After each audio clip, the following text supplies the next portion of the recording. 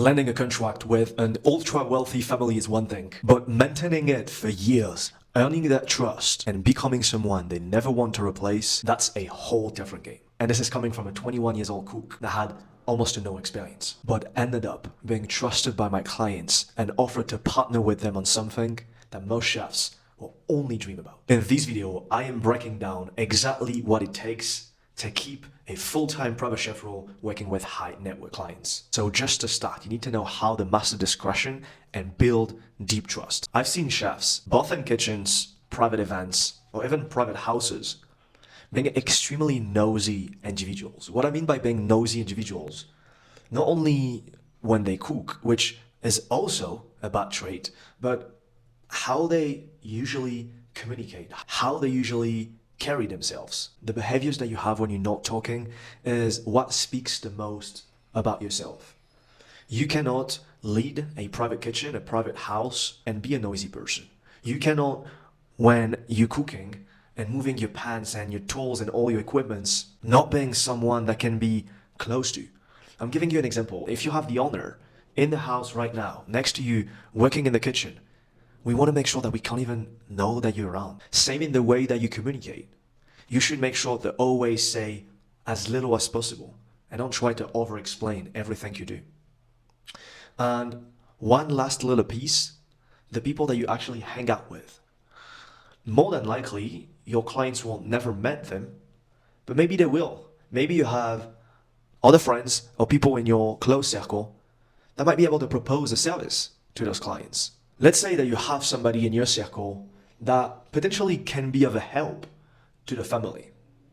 You want to make 1000% sure that this person is the most trusted person on earth. Because if they fucked up, this is on you. This is your own responsibility that you have to assume. So the level of exigence that you have for yourself should be as high when it comes down to the people that you'll be hanging out with and that you might introduce to the family that you'll be potentially working with. Another extremely important point to make sure that you actually maintain your permanent position is the energy that you carry as an individual, not as a chef. Your energy is going to matter even more than being trained in a Michelin style restaurant. The family that you'll be working with, more than likely, they have staff, they have friends, they have kids, they have animals. And as successful as they became, that didn't happen by luck. They are really good observators. They know how to take notes, collect data, and analyze a person's behaviors and energy. You want to be kind when you are around those person.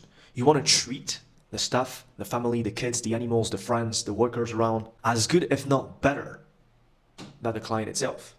Because they will look at this and they will rate you on how kind and how good and how positive you are overall when they are not in the room. You can cook as well as you want. You can have spent as many years in a Michelin restaurant.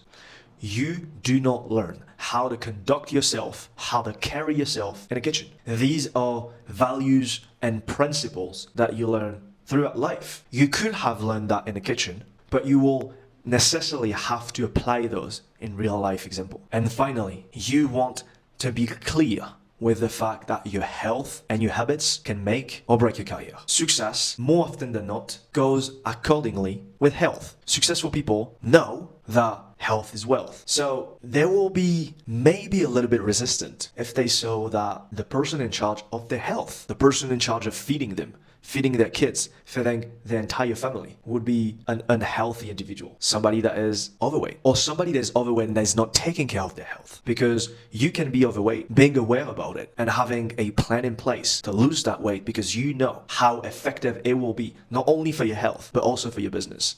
And for the overall energy and confidence and conviction and trust that you can actually carry when you become a fit individual.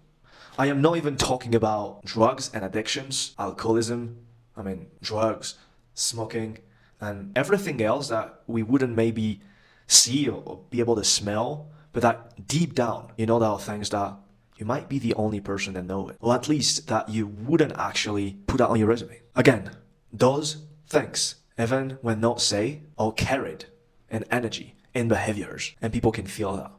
especially the most successful ones, which are your clients. When I first started as a permanent private chef, I was far from being perfect, and I will never be, but I used to smoke a lot of weed.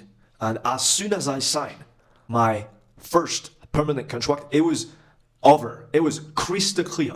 I will never ever touch weed again. Did I? Yes. But at least that was the idea. That was the mindset. I will never smoke again. And I actually didn't smoke for a month at a time. And I'm not smoking anymore. It's been years. So like, did I fall back into it? Yes, for a few days. Just, again, not trying to make myself look perfect. Like, we all stop something, get rid of something within a day. Like, it's not going to happen this way. But that's the mindset that you should have. If you're dealing with toxicity, as soon as the contract is signed, that should be your priority. Don't fucking go working on new menus and new fucking recipes and investing in fucking materials. No, forget that shit. Work on yourself first. Get fit. Get some sleep. Get an actual schedule. Get rid of those toxic habits.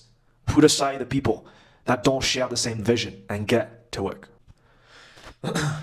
Look, cooking get you in the door, but how you show up every day is what makes you stay. I've lived this. I went from being a lost to 21-year-old cook to being so trusted by my clients that they wanted to build with me. And I'm telling you, if you apply what I shared with you today, this is not just going to pay your bills. It can completely change your life. So if you want to be around other chefs who are serious about building long-term success in the private chef industry at the highest level, I do have a free private community that you can join right now. The link's in the description. I'll see you inside.